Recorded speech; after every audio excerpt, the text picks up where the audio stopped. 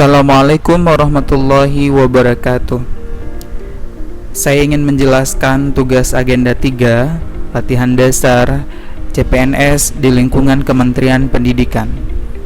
Kali ini saya ingin menjelaskan tentang isu manajemen ASN dan Smart ASN terkait pelayanan publik dan whole of government, di mana isu yang akan saya bahas terkait dengan isu-isu yang berada pada instansi tempat saya bekerja, yaitu pada program studi Sistem Informasi Fakultas Teknik Universitas Malikus Saleh, Luk Sumawe, Aceh, Indonesia.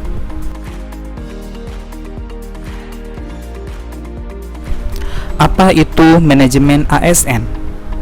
Menurut Undang-Undang Nomor 5 Tahun 2014 terkait dengan pengelolaan ASN, seorang ASN haruslah seorang yang profesional, memiliki nilai dasar, beretika profesi, bebas dari intervensi politik, bersih dari praktik KKN.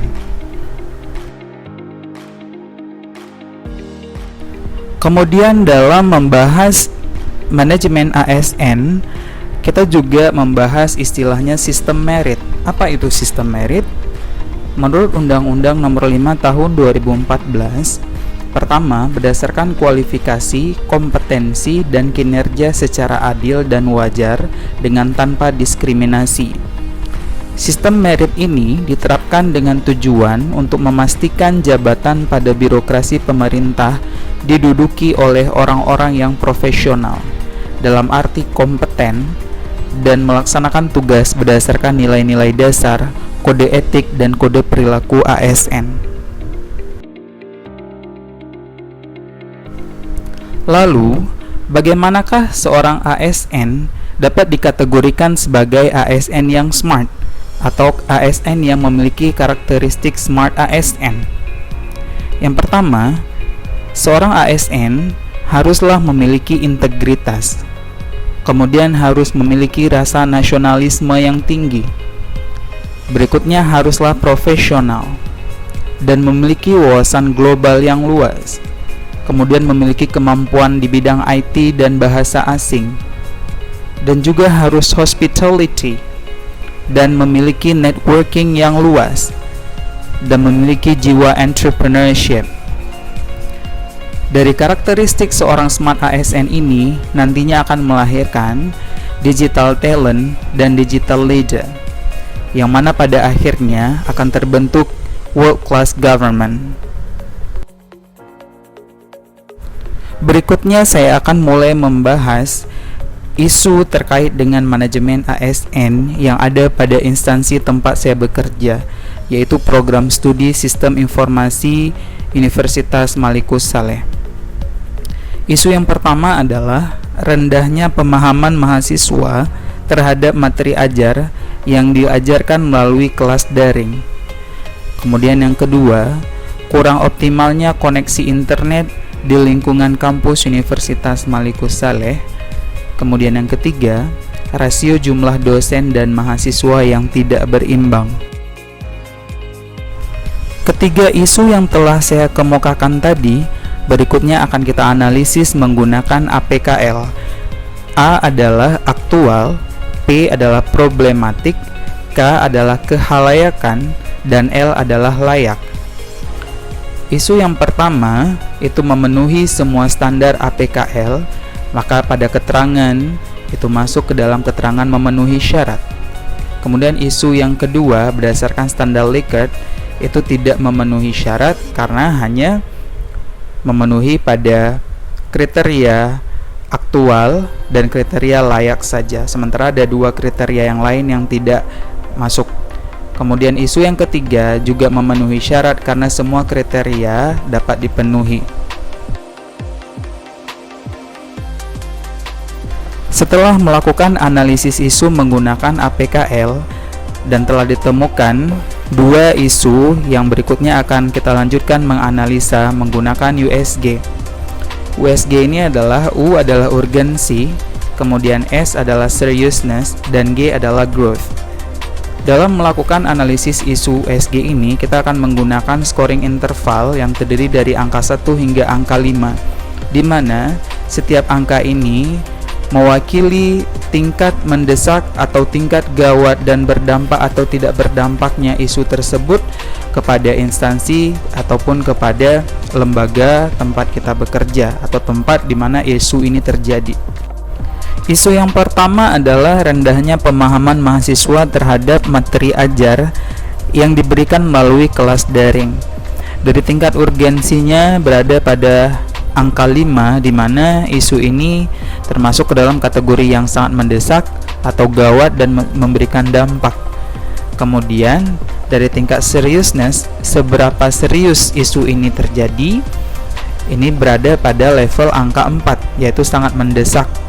Kemudian dari isu growth, ini berada pada angka 5, yaitu sangat mendesak atau gawat dan berdampak. Kemudian isu yang kedua, yaitu rasio jumlah dosen dan mahasiswa yang tidak berimbang.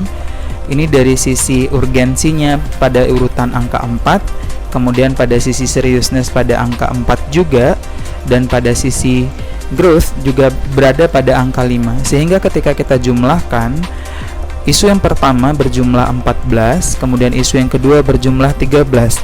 Maka isu yang akan menjadi concern atau isu yang akan menjadi bahan pertimbangan untuk kita bahas lebih lanjut adalah isu yang pertama, yaitu rendahnya pemahaman mahasiswa terhadap materi ajar melalui kelas daring.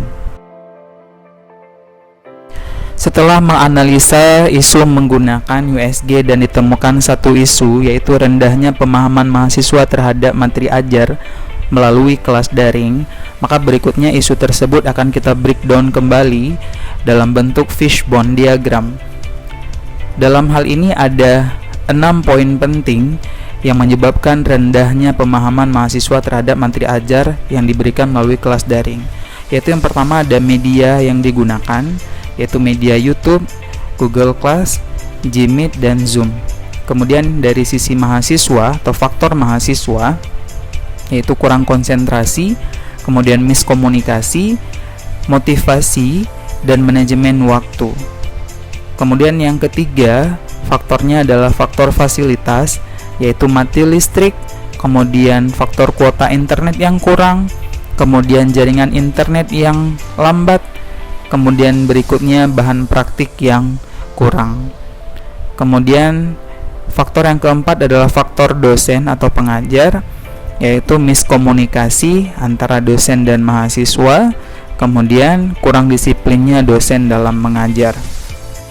Kemudian faktor yang kelima adalah metode yang digunakan dalam mengajar mahasiswa melalui kelas daring. Faktor yang menyebabkan rendahnya pemahaman mahasiswa adalah karena metode yang digunakan tidak variatif dan juga metode yang digunakan kurang menarik. Dan yang terakhir adalah faktor lingkungan, yaitu lingkungan belajar yang tidak formal, di mana ini membuat mahasiswa menjadi tidak fokus belajar.